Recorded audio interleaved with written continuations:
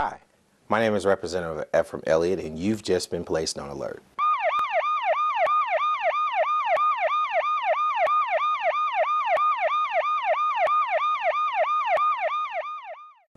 Welcome to the Elliott Alert. My guest today is Miss Thelma Walker, who's our first ward alderwoman in Pine Bluff, who is running for mayor of our great city of Pine Bluff this up-and-coming election in November. Welcome, Miss Walker. How are you? I'm fine. Good, I'm fine. good. Thank you. Now, Miss Walker, can you tell us a little bit about yourself? Yes, I am a lifelong resident of Pine Bluff. Okay.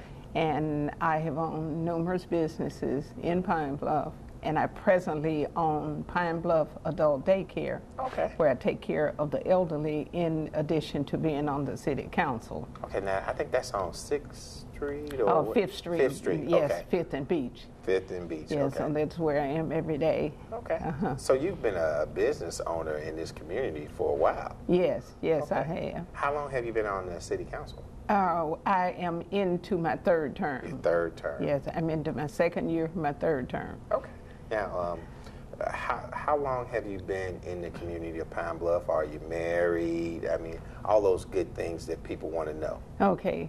No, I am not married, but I've been in the community most of my adult life. Okay. And I was away for probably about 10 years, but I've been back here so long Right. that it's like I never left. Exactly.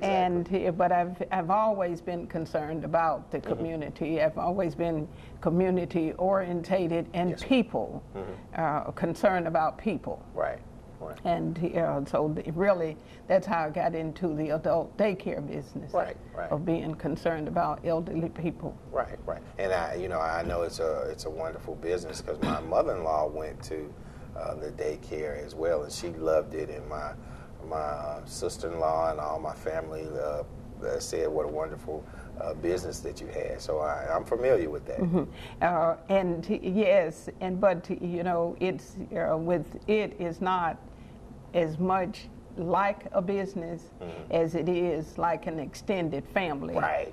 That when they are there, they feel at home. Right. And that's how we make it. So it's an extension. Right.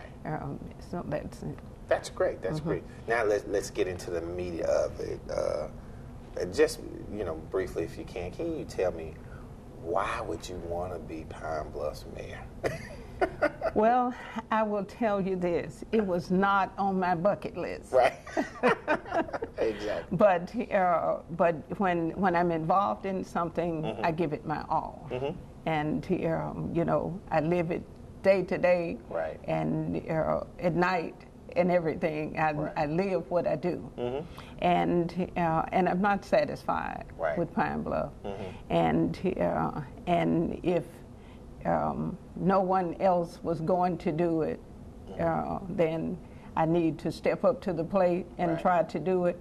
Or be quiet, and I can't do that because I'm concerned about the community, and I don't like the direction that it's going. You don't like the direction that the current administration is going into? No, I don't. Okay. I really don't. And I know that you've been on the council, and I know that's a public office too, and that can be time-consuming and all that other good stuff. But where the mayor's hat is really stressful. It's a really... Well, I don't think it's any more stressful because as council people, we get the same thing that the mayor gets, except for the administration, because the mayor is an administrator over the department heads. And the council really has a lot of responsibility. If we sometimes have allowed the mayor to do some things that perhaps that we should not have and should have been doing. But the main thing is it didn't matter who did it as long as it was done. Right. And done correctly. So, but as mayor, you have to have a good rapport with the council. Right. Because if you're going to get anything done, because that's why it's mayor and council, not just a mayor or a council. So, you know, you have to have that unity. Right. Yes. Well, I tell you, I'm glad you said that as mayor and council. Now, running for mayor, what would be different under your administration? Well, first of all, I want to do more to get jobs into Pine Bluff. Okay. And I want to show more appreciation for the ones that we do have. You know, I want to encourage people to stay here. Right. And moreover, I want to encourage businesses to come. Right. And because we can't afford to lose anything else. Right. Because now we have slipped from a first class to second class city, and that's hard for me to say. Right. It's very hard. The city attorney reminded me the other day that it's second class now. I said, oh no. But you know, those are the things we have to have jobs. We have to get you know, a hand on the crime, and but I know that it can be different. Yes, ma'am. I tell you what, we're going to have to go on break, but you said something that some of our viewers may not know about first class and second class. And when we come back from break, I'm going to have you to explain what's a first class and what's a second class. Okay, I'll be glad to. And we'll be right back. Take out meals for just $12.99. Call them. Sherry Pearson.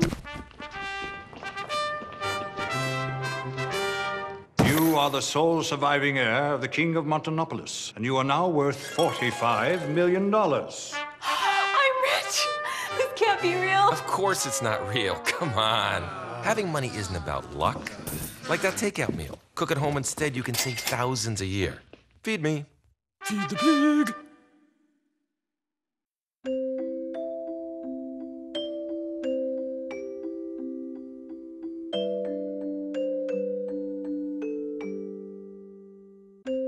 Lead paint poisoning affects 1 million children today. If you're pregnant or have young children and your home was built before 1978, you could be at risk. Learn how to protect your family. To find your home's danger zones, the health effects, or just to find help, log on to leadfreekids.org. Welcome back to the Elliott Alert. My guest today is Ms. Thelma Walker, our First Ward Alderwoman, who is running for mayor in this November election. Thanks again for coming, Ms. Walker. Thank you for having me. And what we were saying is, before we went on break, you were explaining what a first-class city and a second-class city is. Some people may not understand it. So can you explain that a little bit?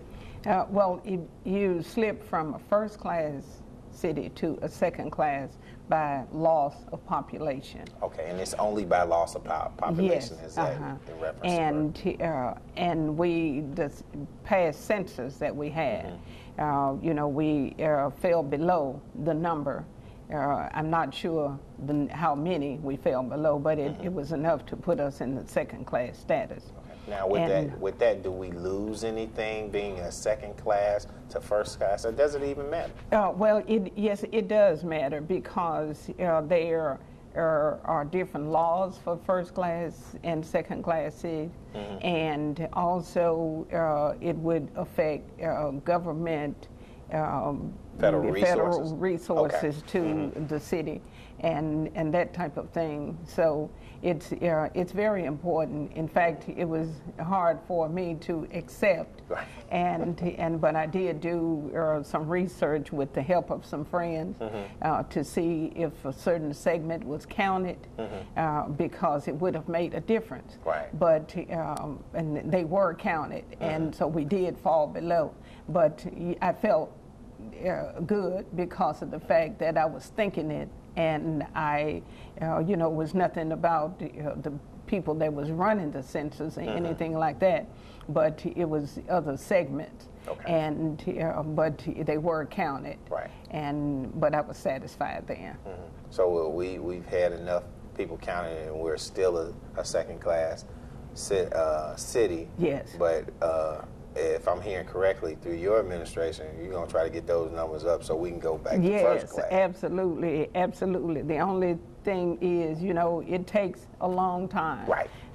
Because the census is taken every 10 years. Every 10 years, And but anyway, we will know that we are there and we are on our way to get there, because it affects grants and all those type things that comes to a city.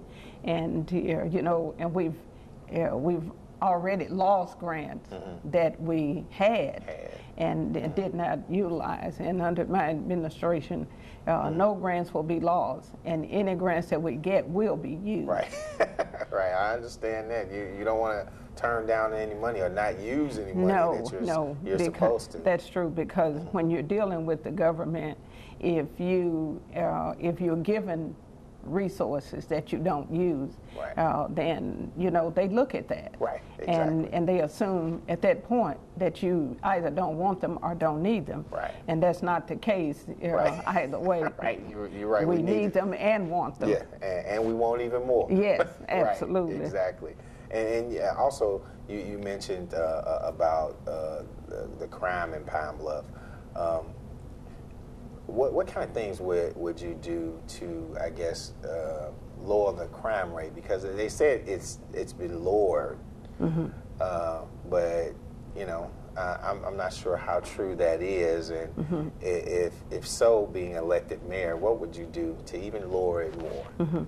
Well, you know, I would work very closely with the police chief and to make sure that was done. You know, not in there trying to run the police department. But you know, I do know some things about the police department. Being involved, I served 6 years on the Civil Service Commission, and being dealing with law enforcement. I had a son that was in law enforcement. I have numerous young people that I've been involved with over the years, and so I know quite a bit about it. And so they just couldn't sell me a bill of goods. But I would work very closely with the police chief and get the chief dedicated to this city. You know, not just to say numbers, but to show it, so people would feel safer, and all efforts. If someone had a crime committed against them with their property or anything like that, that we try to go the extra mile to make them feel better and safer. So it pretty much is what you're saying is there's a sense of accountability under your administration that the police will have in reference to the community. And there would have to be some communication in reference to it. Absolutely. And you know, and it's not, I'm not trying to have a dictatorship, because I believe if you are being paid for a job, you do that job. But in the meantime, you know, in working with people, that you give them that sense of belonging and want to do as well. You know, because if you, my mother used to always say, if you know better, you do better. So those are the things that there's I would do. nothing wrong with communicating, because the people of Pine Bluff, you know, are the constituents. So there's nothing wrong with communicating and letting anybody know who's had a problem, you know, in reference to law enforcement, what's happening and keeping them involved. It just gives everybody a sense of ownership in the problem. That's true. And then you work close together with the two entities, the sheriff department as well as the city, and that way people know that you know, that they're working together. So you know, we just better watch out a little bit, because between the two of them, we really don't have much of a chance. We need to do right or move on. Or move on. Because we want the right people in our city, making our city better. Because we, you know, we have a good sheriff department, and with a good city department, we can't. The sky's the limit. You're absolutely right. We're going to go on break, and when we come back for break, we'll talk a little bit more about your candidacy as mayor. Okay. All right. Thank you. All right. When some people struggle with their mortgage payments, they become frozen, petrified. Not knowing what to do, they do nothing. But the people who take action are far more likely to get the most positive outcome. Making home affordable is a free government program. Call now to talk one-on-one with a housing expert about the options that are right for you. Real help, real answers, right now.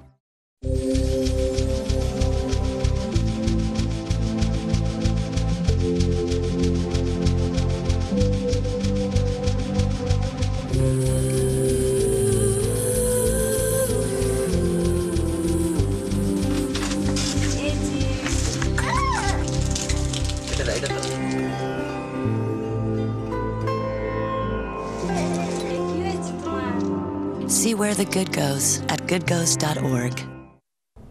Welcome back to the Elliott Alert. My guest today is Miss Thelma Walker. She's our first ward alderman, and she's running for mayor for this November election. Thanks again for coming, Miss Walker. Thank you again for having me. All right. Now, when we left, you were kind of talking about you know, some of the things that Pine Bluff desperately needs, and some things that you want to do as well.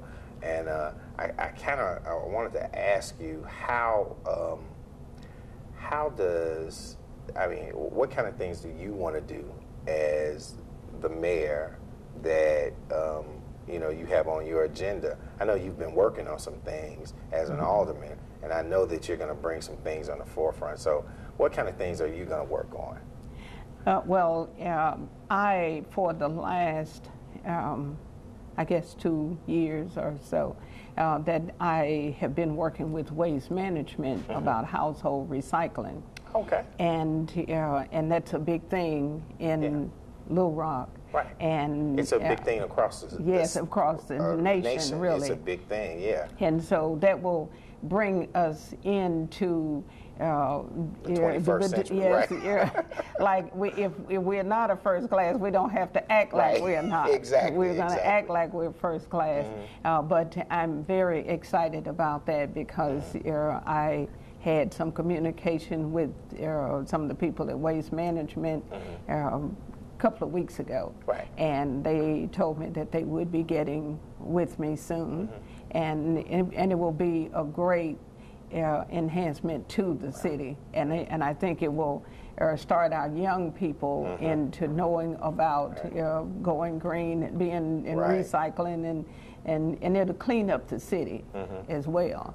You know that any time a big company is coming in, or any other company, that's kind of some of the things that they ask about in reference to recycling and green, how green is your community and stuff like that. So that's cutting edge thinking right there. You know, because see, people want to think that you are thinking progressively, and the same thing with crime. Why it's so important to have lower crime, because when businesses start to locate or relocate someplace, the first thing they want to know is the crime stats. Right. And because they want to know the type of workers they're going to get, and if they are going to move in the community, they want to know about the schools. That's correct. And crime, and so if the crime is high, they are going to protect their investment, and they just won't come. Right. And you know, but we are a university city, and we should be doing a lot better. Right. And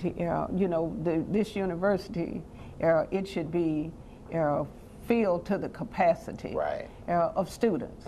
But the same thing when students, when their parents get ready to send them off to college, well, they want to know about the city. Right. And when they Google it now, nothing is hid. You know, you can say, well, it's low and that type of thing, but people, you know, you get on the internet and you can find out everything. Yes, and you're right. And so people say, well, no, the crime is too high down there. You know, I don't want you going there. Right. And and that impedes the progress of the university, which hurts the city. You know, with a university town, we should be proud and booming. Yes, yes. Now, I know that there are several other people running for mayor, but can you kind of tell me what makes you different, where your experience is that I guess that separates you from everybody else? Well, you know, I'm not being cocky or anything like that, or trying to put anybody else down, but I feel that I've paid my dues. Right. And even if I wasn't running for mayor, that, you know, I've paid my dues and continue to pay them, and I will until I'm out of here. Right. But because, you know, I know more about city government because my opponents have not been in city government before, and you know, it don't work as easy as people think. Exactly. Sometimes people come to the city council and see the council meeting, and they think that's all it is to it. Right. But we live it almost 24/7 because people are constantly calling you, and it's not me. It's Ms. Holcomb, Ms. Stebbs, Remboyd, everybody, you know, and I know they call me, and I know they call Mrs. Holcomb. And George, you know, what about this and what about that, you know. They call you for everything except getting the cat out of the tree. and after this, they're going to call you for that. But that's how it should be. You know, you're their representative. Right. And you should have some answers or try to get some. Yes. So that sounds great. But I would work very hard to get jobs here because I would like to see Pine Bluff where anybody that wanted to work would have a job to work. Right. And all of them are not going to be high-paying jobs and that type of thing. You know, at one time, sometimes you see people sort of walking the street that maybe wouldn't be holding a 40-hour job. But at one time, and I've talked to Ms. Roberts, she works for the workforce, about this and other people, and they remember when, you may be too young to remember, but when they had day laborers, you know, people, if they had jobs that they needed to have done for a couple of days, that they would go to the employment office, and the people would get up that day and go to the employment office and sign in. And when the people would go by there and say, well, I need 3 men for this, and they would take them, you know, to work. You know, people would go to work. And I feel that people are not, if people could go and earn money for the day, I think it would cut down on some of the burglaries. Because people, it's the wrong way. But when you leave and go to work, then sometimes people go in your house. But if they could leave and go earn them some money, maybe they would stay out of your house. So, you know, I would like to see something for everyone.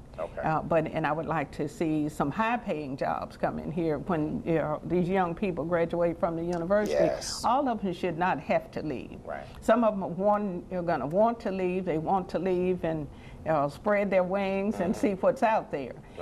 But if they can come back, they would. Yeah, that sounds great, because we want to most definitely utilize our educational infrastructures like UAPB and CR, and keep our kids here. To make it a better place. To a university of, you know, that's putting out some good people. But they have to have hope as well. I agree with you. And incidentally, to get jobs, I would hire an economic developer. You know, that person, that would be their job. To bring jobs to Pine Bluff, and to talk to companies, and you know, you just and if some come, we will make sure we receive them, and work well with the council, you know, because we all have to work together. Not only just the council, but the citizens as well, because we're all in this together. We're all into it, because if one person loses, we all lose. That's right, absolutely. Well, I want to thank you for coming on the show, and I want to let you know you have just been placed on alert. Okay, all right. Well, thank you very much.